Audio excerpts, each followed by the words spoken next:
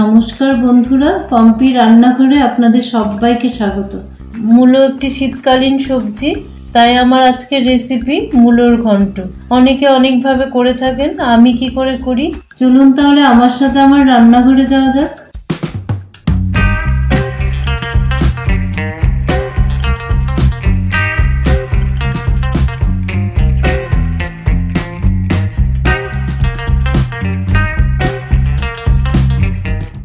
মূলোর ঘন্ট বানানোর জন্য আমি পাতা ছাড়া 700 গ্রাম ওজনের মূলো নিয়েছি।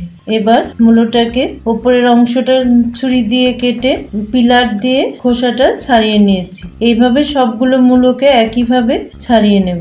এবার খোসা ছাড়ানো মূলোগুলোকে এক এক করে গ্রেটারে ঘষে নেব। সবকটা মূলোকে আমার গ্রেট করা হয়ে গেছে। এবার গ্রেট করা মূলোটাকে হাত দিয়ে চেপে চেপে ভালো করে জলটা ঝরিয়ে অন্য একটা বাটিতে নিয়ে নেব। পুরোটা মূলো থেকে আমি জলটা হাত দিয়ে চেপে চেপে সবটাই বের করে নিয়েছি। এবার গ্যাসে একটা কড়াই বসিয়ে দিয়েছি, তাতে 3 টিস্পুন সর্ষের তেল দিয়ে দিলাম। তেলটা গরম হয়ে গেছে, তাতে 1 মুঠো মসুর ডালের বড়ি দিয়ে দিলাম।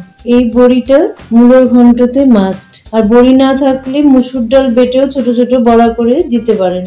বড়িটা আমার খুব ভালো করে ভাজা হয়ে গেছে, তাই বাটিতে তুলে নিলাম। ওই তেলে 1/4 কাপ চিনেবাদাম দিয়ে দিলাম। চিনেবাদামটাকেও খুব ভালো করে ভেজে নেব। চিনেবাদামটা অপশনাল, না চাইলে নাও দিতে পারেন। চিনেবাদামটা ভাজা হয়ে গেছে, তাই এটা বাটিতে তুলে নিলাম। আরও 2 টিস্পুন তেল কড়াইতে দিয়ে দিলাম। এবার একটা তেজপাতা, 2টো কাঁচা লঙ্কা, সামান্য একটু হিং আর 1/2 টিস্পুন জিরে দিয়ে দিলাম। সবগুলোকে ভালো করে সতে করে নেব। ফোড়নটা আমার সতে করা হয়ে গেছে। একটা ছোট আলুকে আমি ছোট ছোট টুকরো করে কেটে রেখেছিলাম, সেটা দিয়ে দিলাম। এবার একটু নাড়াচাড়া করে আলুটাকে কিছুক্ষণের জন্য ঢেকে দেব। যতক্ষণে আলুটা ভাজা হচ্ছে আমি একটা মশলার পেস্ট বানিয়ে নেব। একটা বাটিতে 1/2 টিস্পুন হলুদ দিয়ে দিলাম, 1 টিস্পুন জিরে গুঁড়ো দিয়ে দিলাম, 1/2 টিস্পুন চিনি দিয়ে দিলাম। জল দিয়ে মশলাটাকে খুব ভালো করে গুলে নিলাম। 7 মিনিট পর ঢাকাটা খুলে নিলাম। আলুটা খুব ভালো করে ভাজা হয়ে গেছে। এবার তাতে 1 মুঠো কড়াইশুঁটি দিয়ে দিলাম। এবার খুব ভালো করে নেড়ে নেব। আলু কড়াইশুঁটিটাকে কিছুক্ষণ নাড়াচাড়া করে নিয়ে তাতে 1 টিস্পুন নুন দিয়ে দিলাম। এবার আগে থেকে তৈরি করে রাখা মশলার পেস্টটা দিয়ে দিলাম। এবার সব কিছুকে খুব ভালো করে মিশিয়ে দিয়ে কিছুক্ষণের জন্য ঢেকে দেব। 10 মিনিট পর ঢাকাটা খুলে নিলাম। মশলাটা খুব ভালো করে কষা হয়ে গেছে। এবার গ্রেট করে রাখা মূলোটা দিয়ে দিলাম। দিয়ে সব কিছুকে খুব ভালো করে মিশিয়ে দিলাম। এবার আরও কিছুক্ষণের জন্য একটু ঢেকে দেব। 12 মিনিট পর ঢাকাটা সরিয়ে নিলাম। এবার আগে থেকে ভেজে রাখা চিনেবাদামটাকে আমি হামানদিস্তায় গুঁড়ো করে নিয়েছিলাম।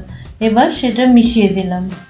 এবার আগে থেকে ভেজে রাখা মসুর ডালের বড়িটাকে গুঁড়ো করে তাতে দিয়ে দিলাম। কিছুটা কুচনো ধনেপাতা দিয়ে দিলাম।